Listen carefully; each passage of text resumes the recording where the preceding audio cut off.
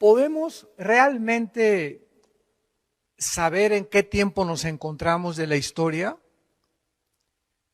¿Podemos saber si realmente nos encontramos al final de la última generación? Claro que sí, porque por esta razón Dios nos dejó claramente revelada en la Biblia, como les dijo Jesús a los fariseos en Mateo 16, ustedes reconocen cuando el cielo se juntan las nubes que va a llover. Generación de incrédulos, pero no quieren reconocer las señales de los tiempos. Entonces, no sabemos ni el día ni la hora, pero sí podemos saber los tiempos en que nos encontramos. Esto es muy importante, porque Dios le dio a Israel 7 fiestas. Le dio la Pascua, le dio los panes sin levadura, los primeros frutos y Pentecostés. Estas 4 fiestas no eran de Israel, eran de Jehová.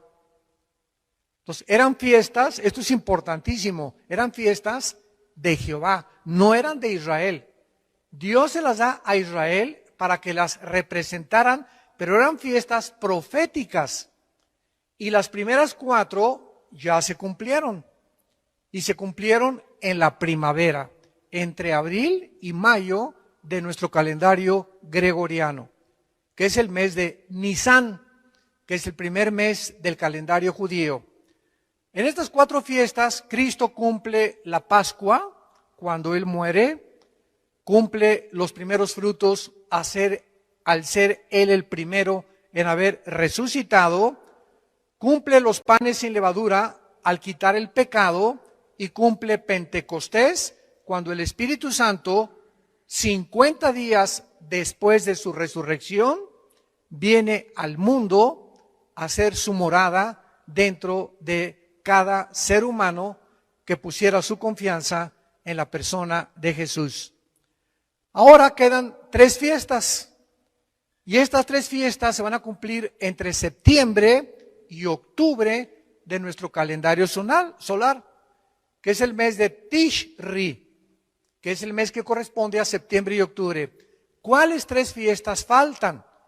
Porque si se cumplieron las 4 primeras, se tienen que cumplir las 3 últimas también. Y se tiene que cumplir, falta Rosh Hashanah, que se llama la fiesta de las trompetas. Después sigue inmediatamente la fiesta de Yom Kippur, que es la fiesta de la expiación. Y la última fiesta, los tabernáculos, o la fiesta de Sukkot, que celebraremos en el milenio, de acuerdo al libro de Zacarías, de Malaquías, etcétera, etcétera. Muy bien. Ahora, desde el principio de la creación, ahora sí, mucha atención, desde el principio del Génesis, Dios establece un patrón profético para el tiempo de la humanidad. Este patrón lo podemos ver claramente en la historia humana en 3 épocas, o en 6 días proféticos. ¿En cuántos días hizo Dios el mundo? En 6 días. ¿Y el séptimo? Descansó. ¿Descansó de qué? De crear, ¿verdad? Ya no volvió a crear jamás. O sea, el séptimo sigue y continúa. Pero volvió otra vez desde el primer día de la creación hasta el séptimo. Dios volvió a crear cuando formó la iglesia. 2 de Corintios 5, 17. El que está en Cristo, nueva. Esa palabra criatura es, en el griego, creación. Dios no vuelve a crear nada hasta Pentecostés. Y ahí forma otra vez un nuevo hombre. Efesios capítulo 2, que no existía antes. La iglesia no existía en el Antiguo Testamento. La iglesia no existía en los evangelios. La iglesia nace en el día de Pentecostés. Entonces, esta nueva creación que somos nosotros, entramos a formar los últimos 2000 años del plan profético de Dios. Cuando dice la Biblia que Dios creó al mundo en 6 días y el séptimo descansó, lo cual proféticamente cada día equivale a ¿cuántos años? A 1000, porque para Dios un día son 1000 años. Apúntalo, Salmo 90, versículo 4. Y segunda de Pedro 3:8, para Dios un día son 1000 años y 1000 años son un día. Y estos 6000 años están divididos en 2000 años cada uno. De Adán a Abraham hubo 2000 años. De Abraham a Cristo hubo 2000 años. Y de Cristo a nuestros días tienen que haber 2000 años. Y el séptimo día, que es el milenio, que son los 1000 años que vamos a descansar en el reino mesiánico, están a punto de cumplirse después de la tribulación. Pero hay algo importante. Los judíos tienen los años de 360 días. Y el Papa Gregorio cambió 350 años después de Cristo el calendario a 365 días, que se llama el calendario gregoriano.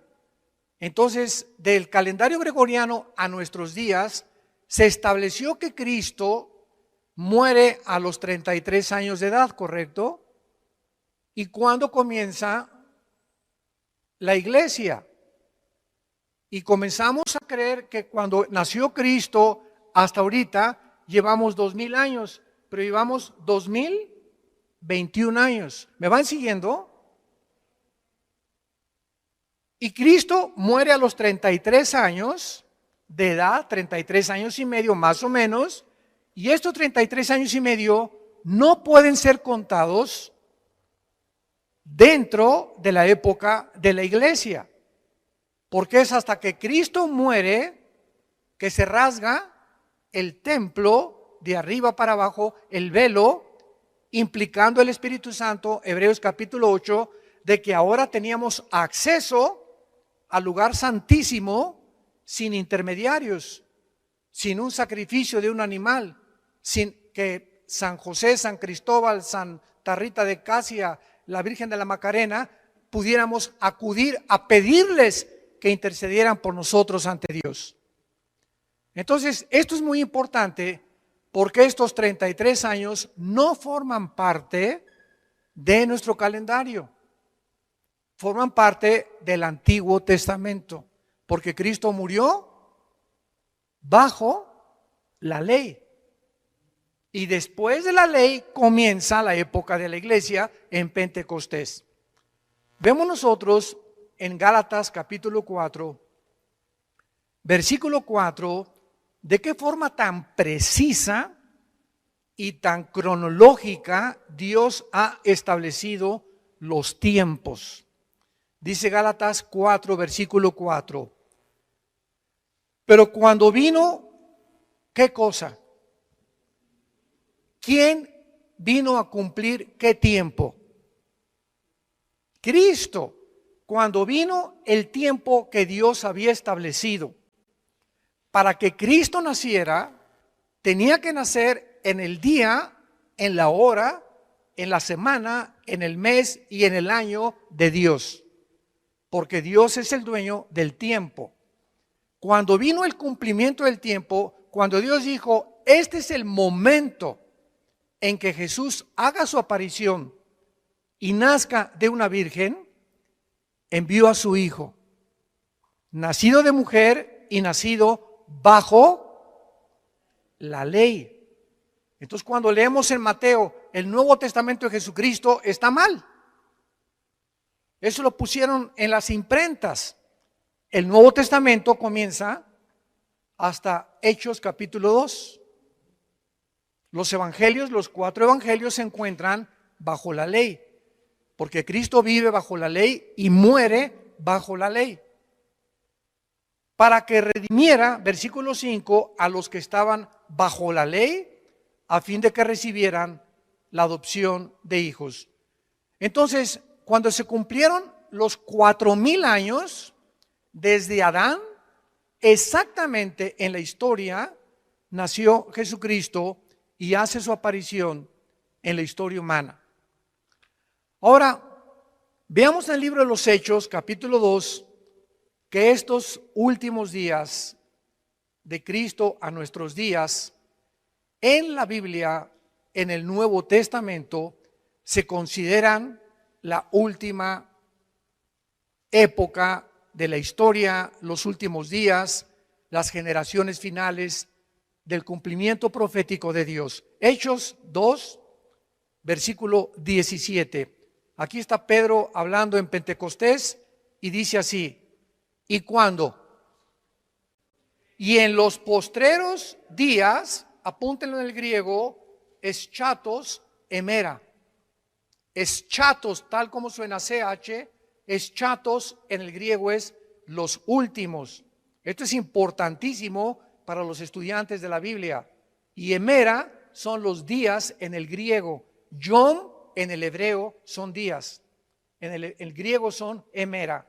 En los últimos días, dice Dios, derramaré mi espíritu sobre toda carne.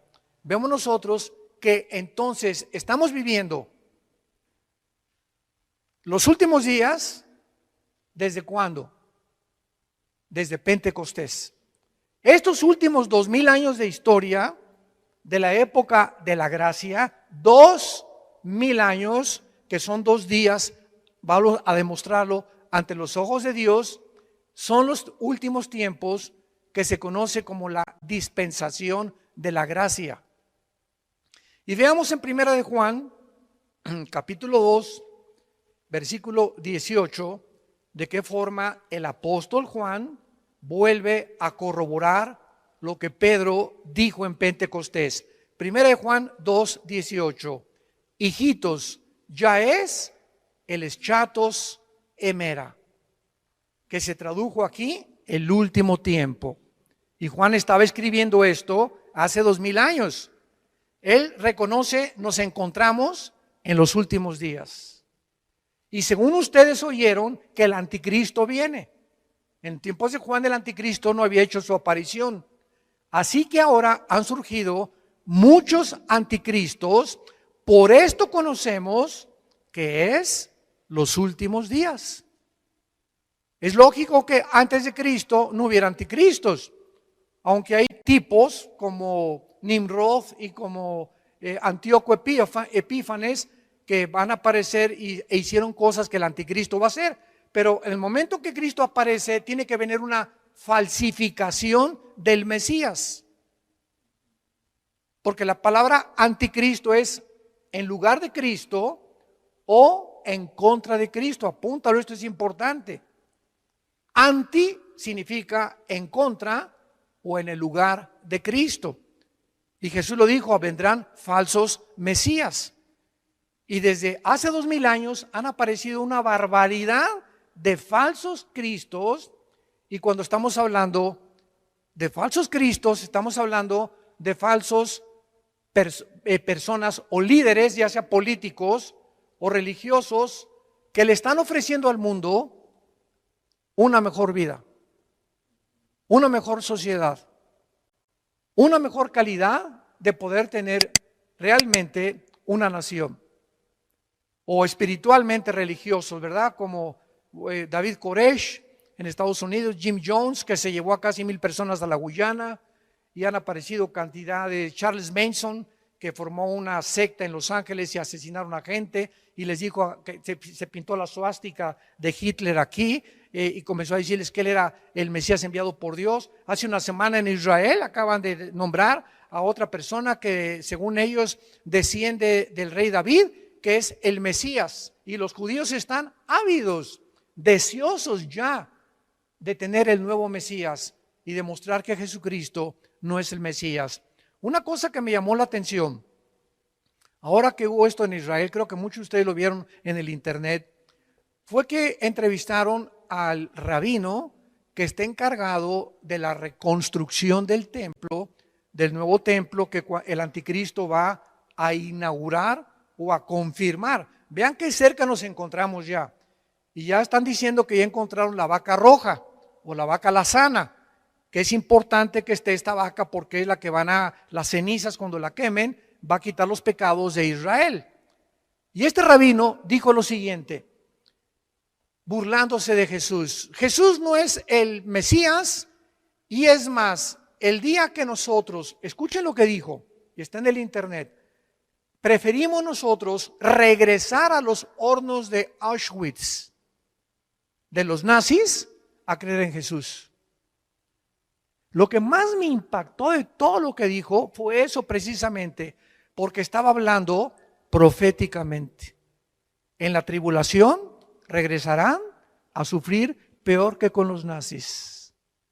Y él mismo estaba hablando una profecía sin saber. Preferimos regresar a sufrir lo que sufrimos con los nazis antes de creer en Cristo. Y eso es exactamente lo que los 7 años de la tribulación van a sufrir, donde Dios terminará con la nación de Israel, y entonces al final reconocerán cuando vean sus manos traspasadas con los clavos. Dice Apocalipsis 1:8, dice Zacarías capítulo 14, mirarán al que traspasaron y harán lamentación por él. Muy bien, entonces estos últimos días comenzaron con el nacimiento de la iglesia de Pentecostés. Y el sistema sacrificial de los judíos terminó. Ya no hay necesidad de sacrificios, ya no hay necesidad de sacerdotes. Ahora el sacrificio final y último lo hizo Jesucristo. Por eso dice Juan 1:17, la ley vino bajo Moisés y la gracia bajo Jesucristo. Un momento, me han preguntado que entonces no había gracia en el Antiguo Testamento. Claro que sí. Entonces, ¿qué significa que Moisés trajo la ley y Cristo trajo una nueva dispensación? La gracia significa que cuando Jesús aparece, es Él. Jesús es la gracia de Dios, porque viene a pagar finalmente y a terminar con el pecado. Esto es lo que significa que Jesucristo trajo la gracia en Juan 1, versículo 17. Muy bien, ahora veamos a continuación, ¿cómo sabemos que este patrón, ya están las preguntas, cómo sabemos que este patrón de los 6 días equivalen a 6,000 años? Muy buena pregunta, ¿verdad? ¿Cómo sabemos que este patrón del plan profético de Dios continuará cumpliéndose con nosotros como la iglesia cristiana? Hemos identificado el patrón bíblico de 6,000 años de la historia, compuesto por días proféticos, cada día 1,000 años, y divididos en 3 épocas. De Adán a Abraham, 2,000 años. De Abraham a Cristo, 2,000 años. Y de Cristo a que termine la iglesia, 2,000 años. ¿Cómo lo sabemos? Actualmente nos encontramos en esta tercera época de 2,000 años, que estarían los últimos 6,000 años. Y nos preguntamos, ¿por qué cuando se cumplió el año 2000 no vino Jesús? Yo veo que a muchos les salía humo por los oídos. Esto es maravilloso, la Biblia es maravillosa. Bueno, porque estamos ¿en qué año estamos? En el 2021. Y Cristo murió en el año 33, pero no de nuestra era, de la era del Antiguo Testamento. Y estos 33 años de Cristo los metimos a los 2,000 años. Entonces, ¿cuándo se cumplen realmente los 2,000 años para nosotros la iglesia? En el año 2032 o 2033. ¿Cuánto falta? Más o menos, ¿verdad? 11 o 12 años para que termine los 2,000 años de la iglesia. Pero recordamos algo. Muy importante. Antes de que termine la iglesia es sacada del mundo. Y Dios regresa a cumplir 7 años que le faltan a Jerusalén por la semana 70 de Daniel. Daniel 9, 24 al 27. ¿Se acuerdan que Dios le dijo a Daniel en el capítulo 9? 70 semanas están determinadas sobre tu pueblo y sobre Jerusalén. No, la iglesia tiene que ver nada con los 7 años de la tribulación. 70 años están determinados y son semanas de años, porque Israel tenía semanas de días de semanas y años de semanas de años. Entonces, si son 70 semanas, ¿cuántos años son? 7 por 7, 490 años. Me voy muy despacio. Daniel, esto fue hace 2600 años. Quiero decirte, tiene tu pueblo, los judíos y la ciudad de Jerusalén, 490 años que le faltan para que yo termine con ustedes. Porque estaban regresando de la cautividad babilónica. Y entonces le dice el Espíritu Santo en Daniel 9, 24 al 27, cuando comience la reconstrucción de Jerusalén, hasta el Mesías habrá 483 años.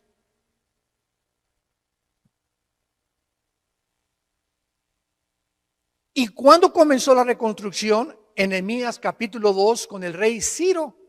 Y luego vino Artajerjes su hijo, y de ese tiempo a la cruz, matemáticamente, cronológicamente, con una exactitud que solo el Espíritu Santo pudo haberlo hecho, vino Jesucristo y murió en la cruz. Y cuando Él entraba el domingo de Ramos a Jerusalén, se estaban cumpliendo 483 años. ¿Cuántos años faltan para Israel?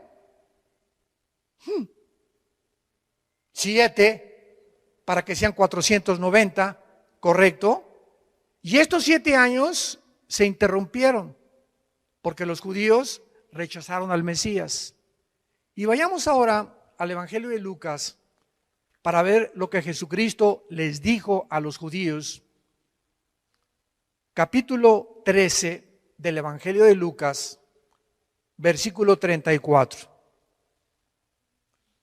Lucas 13, 34. Jerusalén, Jerusalén, que matas a los profetas y apedreas a los que te son enviados. ¿Cuántas veces quise juntar a tus hijos como la gallina a los polluelos debajo de sus alas y no quisiste? He aquí, vuestra casa les va a quedar desierta y ya no me verán hasta, subraya en tu Biblia, hasta. Ustedes, pueblo judío, pueblo de Israel, no me van a volver a ver hasta que llegue el tiempo en que diga Baruch Hashem Adonai Elohim. Es hebreo. Aquí está la traducción: bendito el que viene en el nombre del Señor. Hasta que Israel se convierta. ¿Y cuándo se van a convertir? En la gran tribulación. Entonces, hasta ese momento, Israel va a reconocer a Jesucristo, no antes. Y cuando Él venga, entonces, ¿verdad? Zacarías 12, que Zacarías 14, Apocalipsis capítulo 1, harán lamentación, mirarán al que traspasaron y se convertirán a Jesús. Entonces vemos nosotros que para contestar las preguntas anteriores, ¿cómo sabemos que este plan profético de Dios continuará cumpliéndose con nosotros? Tenemos que examinar 2 pasajes proféticos, uno en el Nuevo Testamento, aquí en Lucas lo vamos a ver, Lucas, y el otro en el libro de Oseas, capítulo 5, váyanlo buscando en sus Biblias. Vamos a ver nosotros que al final de la época de Israel y de la ley, Jesús condena a esta generación de judíos, como lo acabamos de ver, que le rechazaron y les profetiza que le reconocerían en un futuro como el Mesías.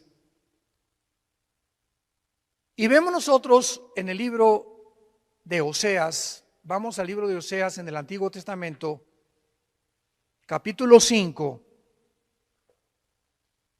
versículo 15 y el capítulo 6, versículo 1 y 2, que dice así, capítulo 5 de Oseas, versículo 15, andaré y volveré a mi lugar. Está hablando el Mesías en el lugar de Israel. Esta es una profecía impresionante. Andaré y volveré a mi lugar hasta que reconozcan su pecado. Cuando dice andaré y volveré a mi lugar, está diciendo Jesús, me regresaré al cielo. Volveré al lugar, cuando yo venga al mundo, me voy a regresar de donde yo salí. ¿Y cuándo va a regresar? Hasta que reconozcan su pecado y busquen mi rostro en su angustia, que serán los 7 años de la tribulación, me buscarán. Capítulo 6. Venid y volvámonos a Jehová, porque Él arrebató y nos curará, hirió y nos vendará. Atención, nos dará vida después de 2 días. Y en el tercer día nos resucitará y viviremos delante de Él. Dios le está hablando a Israel.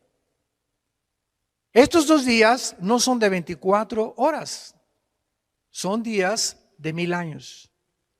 Después de que se cumplan los 2000 años, dice la Biblia, nos dará vida y después de 2 días, en el tercero, nos resucitará. Vamos a examinar estos versículos un poco más profundo, porque cuando Jesús dijo en Lucas, no me verán hasta que llegue el tiempo, Jesús estaba diciéndoles a los judíos que le rechazaron que habría un periodo de tiempo de espera antes que la nación de Israel le reconociera como el Mesías. Y este periodo de tiempo es el periodo de la iglesia. Dios rechaza a Israel y somos injertados en el olivo natural. Romanos capítulo 11. Somos el olivo silvestre injertados en el olivo natural, de donde vienen Abraham, Isaac y Jacob, que son la raíz. Entonces, al injertarnos Dios en el olivo natural, nos hacemos inmediatamente y tenemos el privilegio de poder recibir las bendiciones del pacto abrámico. Y ahora dice Gálatas capítulo 3, los que son de la fe son de Abraham. Y dice Romanos capítulo 2, no los judíos que nacen en Israel son realmente el pueblo de Dios, porque es espiritualmente la adquisición y la herencia de nosotros. ¿Por qué somos ahorita nosotros de alguna manera espiritual los verdaderos judíos? Porque tenemos la semilla que es Jesús, el Mesías. ¿Ya me siguieron? Esto es precioso. Y ahora nosotros, las bendiciones que Dios le dio a Abraham, ¿verdad? Hay bendiciones para la tierra, le pertenecen a la nación de Israel nacional. Pero las bendiciones espirituales que Dios le dio a Abraham, las recibimos nosotros por ser descendientes de Abraham, por tener la semilla de Abraham, porque de Abraham viene el Mesías. Esto es precioso. Pero vamos a seguir rascándole aquí más todavía. Vemos la profecía entonces de Oseas que nos revela el tiempo para el avivamiento de Israel, basado en el patrón que ya vimos que un día es igual a 1000 años. Y esta profecía nos revela que Dios, en la forma de Jesús o del Mesías, les dejaría de repente, los dejaría a los judíos para regresar a su lugar, o sea, al cielo. Dice andaré y volveré a mi lugar. Y esta partida que Jesús tuvo estuvo relacionada por el pecado que Israel cometió cuando le rechazaron como el Mesías prometido. E Israel quedaría entonces, desde hace 2000 años, en grande aflicción. Serían dispersados por todas las naciones del mundo y dejarían de ser una nación. Y con la necesidad de un avivamiento hasta que Jesús regresara. Entonces, ya pasaron 1948 años de la época de la iglesia, no de Israel. Y desgraciadamente muchas iglesias cristianas comenzaron a inventar una teología que se llama la teología del reemplazo, que es una verdadera herejía. ¿Qué enseñan estos hermanos? Que la iglesia ha tomado el lugar de Israel, que Dios ya terminó con Israel y que la iglesia ha tomado su lugar, etcétera, etcétera, y que las profecías del Antiguo Testamento y las profecías de Apocalipsis, ¿verdad? Esto se llama también amilianismo, ya no tienen nada que ver y son del pasado y no son futuras. Y cuando nosotros comenzamos a enseñar eso, es una ignorancia tan tremenda, porque Romanos 9, Romanos 10 y Romanos 11, 3 capítulos del libro de Romanos, nos enseñan que Dios no ha acabado con Israel. ¿Y cuándo nos recuerda esto Dios? El 14 de mayo de 1948. Aquí vamos en la iglesia, los cristianos, aleluya, Israel ya, judíos ya maldecidos, ya es la iglesia. Y de repente el mundo voltea en 1948 a la nación de Israel y de una forma impresionante, impactante, sorpresiva, repentina, el pueblo judío que Dios supuestamente había rechazado, regresan a formar un estado libre e independiente, soberano, el 14 de mayo de 1948. Nunca, jamás, amados santos de Dios, jamás en la historia, ninguna civilización, ninguna tribu, ninguna nación, ninguna cultura había podido sobrevivir casi 2000 años sin perder su religión y su idioma. Ahora que mi esposa y yo radicamos al otro lado, pasando el río Bravo, nos damos cuenta que todos los mexicanos que llegan a Estados Unidos a vivir, guatemaltecos, hondureños, centroamericanos, etcétera, etcétera, al llegar a Estados Unidos, y muchos llegaron hace como un siglo más o menos, inmediatamente se adaptaron a la cultura norteamericana. Y no quieren que ser reconocidos como mexicanos o como hondureños o como guatemaltecos, y se visten igual que los americanos con sus calcetines, con sus cachuchas, con sus shorts. O sea, quieren adaptarse para que no se vean diferentes a los americanos y que los llamen que son americanos. Y ya a los 5 o 10 años ni español hablan. O el español que hablan, desgraciadamente, ¿verdad? Por no practicarlo, pues está bastante adulterado ya, ¿verdad? Como palabras como parqueo, que es estacionamiento, la troca, que es el truck, viene la palabra, el pick-up de las camionetas. Bueno, cantidad de palabras que tú escuchas modificadas, mitad inglés y mitad español.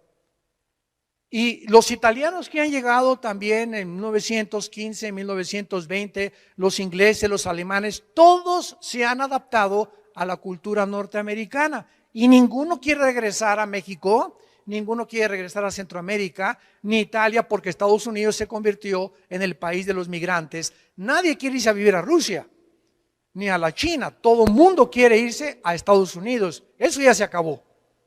Pero nos damos cuenta que los judíos son la única cultura que después de casi 2000 años continuaron practicando el hebreo. continuaron practicando su religión. Y cuando regresan en el 48, se convierten en la primera cultura de la historia en sorprender al mundo en un día. En un día las Naciones Unidas los declaran Estado independiente, libre y soberano. ¿Qué nos estaba diciendo Dios a los cristianos? Aquí vamos los cristianos. Nos estaba diciendo Dios: no me he olvidado de Israel. Voy a venir por ellos. Están en la banca. Ahorita está el Barcelona y el Real Madrid. Va 5-0 a favor de Barcelona. Se nota que soy del Barcelona, ¿verdad? Y en la banca hay jugadores que no entran al campo a jugar, pero no significa que no formen parte del equipo. Entonces, Israel está en la banca y nosotros estamos jugando en estos 2000 años en la cancha porque estamos tomando parte activa de predicar el Evangelio de Jesucristo. Se nos dio el privilegio a nosotros de predicar el Evangelio mientras Dios sigue tratando con la nación de Israel. Entonces, en el 48 recobran su identidad nacional, pero siguen en incredulidad, porque todavía no aceptan a Jesús, aunque se calcula que hay 180,000 judíos étnicos que han aceptado a Jesucristo. Y esto que ya hay judíos nacidos en Israel, que se han convertido a Jesús, es una señal de los últimos días.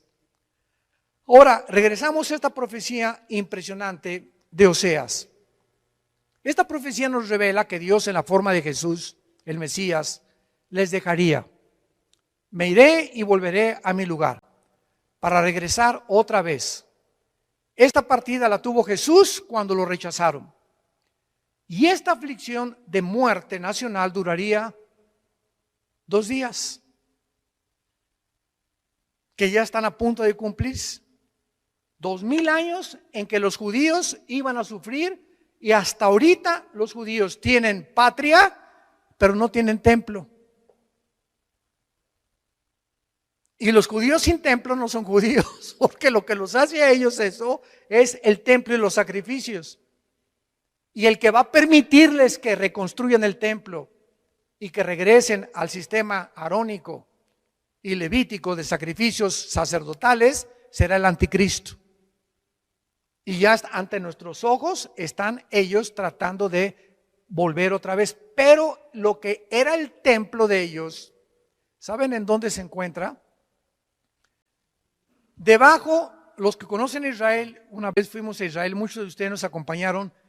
En cualquier foto de Israel vas a ver una cúpula dorada, grandísima, que es, ¿verdad?, lo primero que se ve en las postales. Esa cúpula dorada es la mezquita de Omar, la mezquita musulmana, que 600 años después de Cristo, cuando los romanos en el año 70 destruyeron Jerusalén y no dejaron piedra sobre piedra, 600 años después casi, Omar, un musulmán, disque profeta, construye arriba de lo que era el templo que reconstruyó Herodes en tiempos de Jesús. Le dijeron a Jesús: mira nomás qué maravilla el templo. Y Jesús dijo en Mateo 24, no quedará piedra sobre piedra. Y en el año 70 no quedó piedra sobre piedra cuando los romanos, bajo el general Tito, hijo de Vespasiano, el emperador romano, arrasó con Jerusalén. Y en el año 600, Omar construye arriba de donde estaba el templo judío una mezquita musulmana como una maldición. Porque fue una maldición para los judíos que arriba de su templo otra religión pagana estableciera su lugar de adoración. Y hasta este momento del 2021, a ver, quítenles la cúpula de la roca o la mezquita a los musulmanes, ni de chiste. Porque el día que la destruyan para construir el templo, se viene una guerra nuclear. Se vendrían toditititos los más de 1.500 millones, casi 2.000 millones de musulmanes en el mundo para destruir a Israel. Entonces tiene que pasar un milagro o alguna guerra, tal vez la de Ezequiel 38 y 39, que vamos a hablar tal vez hoy en la tarde acerca de esto, para que puedan realmente los judíos reconstruir en el lugar donde ellos necesitan reconstruir el templo. O tal vez la guerra del Salmo 83 de las naciones árabes, que puede venir antes de la guerra de Ezequiel capítulo 38. Entonces esta aflicción ha durado casi 2000 años y el pueblo de Israel podría esperar su avivamiento después de 2000 años, pero su tiempo histórico no continuaría como la época brillante que tuvo Israel, porque Israel está muerta espiritualmente hasta nuestros días. ¿Saben ustedes que Tel Aviv es la capital de los gays a nivel mundial? Se convirtió en la capital del movimiento LGTB del mundo, la ciudad de Tel Aviv. Y ahora Jerusalén viene a ser repartida por el presidente Joe Biden. Los demócratas van a permitir que los palestinos de la Franja de Gaza formen un estado dentro de Israel. O sea, lo que es Israel como nación, va a haber dos naciones. Imagínense nada más esto. Va a haber dos naciones dentro de Israel, palestinos y judíos.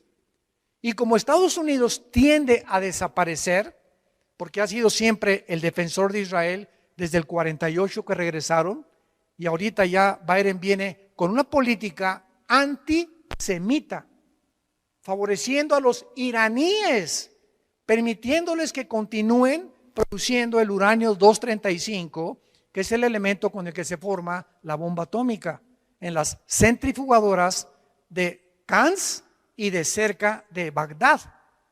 Y cuando esto suceda, Irán, se cumple la profecía, invadirá Israel con Rusia y con Turquía, con Libia y con Sudán, de acuerdo a Ezequiel 38, 4 y 5. ¿Nos encontramos en los últimos tiempos? Ahora muy bien, ¿verdad? Entonces, la iglesia e Israel son dos entidades completamente diferentes. Todos ustedes son estudiantes de teología. Es la diferencia entre la teología de la Reforma y el dispensacionalismo. Dentro de la teología de la Reforma, ¿verdad? La mayor parte de las iglesias presbiterianas proclama la teología de la Reforma, que establece que Israel y la iglesia, ¿verdad?, es la misma entidad, o que no son dos entidades diferentes ni separadas, sino que Dios ya cumplió todas las cosas con Israel y que la iglesia ha venido a ocupar su lugar, etcétera, etcétera. Y el dispensacionalismo es la teología que divide la Biblia en 7 diferentes administraciones, que es la palabra oikonune en el hebreo, que significa economías o administraciones de una casa. Y estamos viviendo dentro de la dispensación o la administración de la iglesia, que es la actual en la que tú y yo estamos viviendo.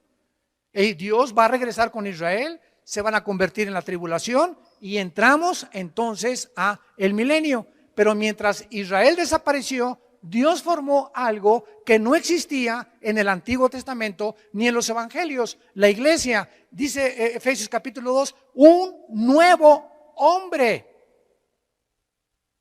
un cuerpo que no existía antes, que estamos en Cristo. Y en el arrebatamiento, ¿quiénes nos vamos en el arrebatamiento? Los cristianos desde Pentecostés hasta nuestros días. Porque en el Antiguo Testamento los santos no estaban en el cuerpo de Cristo. No había sido formado el cuerpo de Cristo. Es una nueva entidad espiritual, el cuerpo de Cristo. Y los santos del Antiguo Testamento resucitarán, Daniel 12 del 1 al 3, después de la tribulación. Porque hay varias resurrecciones de acuerdo a 1 Corintios 15, 22 al 28. El primero es Cristo, las primicias, después los que son de Cristo, dice Pablo. ¿Quiénes somos de Cristo? La iglesia. Entonces tenemos que entender y separar esto para que no nos confundamos escatológicamente, como hay tanta confusión actual que hasta muchos niegan que ni siquiera va a haber un rapto de la iglesia. Y simplemente porque el rapto de la iglesia es un misterio, dice Pablo, 1 Corintios 15, 51 y 52, que no existía antes. Y este misterio de la iglesia estaba escondido en las épocas antiguas. Romanos 16, los dos últimos versículos, Efesios capítulo 2, estaba escondido, que es en nosotros Cristo, la esperanza de gloria. No existía esto en el Antiguo Testamento, ni tampoco en los Evangelios. En Mateo 24 no está el rapto, en Lucas 21 no está el rapto, en Marcos 13 no está el rapto, en el Antiguo Testamento no está el rapto. El rapto era un misterio que se lo reveló Dios, no a Juan, no a Pedro, no a Santiago, no a Mateo, se lo reveló al apóstol Pablo. Y era un secreto escondido que le plació a Dios esconderlo y revelárnoslo a nosotros. Y se comenzó a desenterrar esta doctrina en los últimos 50 años, un siglo, más a partir del 48 que Israel regresó, porque si Israel no hubiera regresado a su tierra, ¿cómo podía el anticristo perseguir? ¿A quién iba a perseguir? El templo se tenía que reconstruir. ¿Cómo lo van a reconstruir si no es una nación todavía? Pero a partir del 48, vamos a verlo en la siguiente conferencia, la parábola de la higuera, que como la higuera comienza a dar frutos, no pasará una generación hasta que todo comience a ser cumplido. Padre, gracias por tu palabra en esta mañana. Nuestros corazones anhelan que tu Espíritu Santo nos revele los misterios que has escondido y que te ha placido en estos tiempos abrirlos a nuestro corazón. Y te pedimos, Padre, que podamos nosotros ser los entendidos que mencionó el profeta Daniel. Los entendidos entenderán todas las cosas. Y las cosas que te plació esconderlas y revelarlas en los últimos días que vivimos son para nosotros y para nuestros hijos. En el nombre de Jesús. Amén.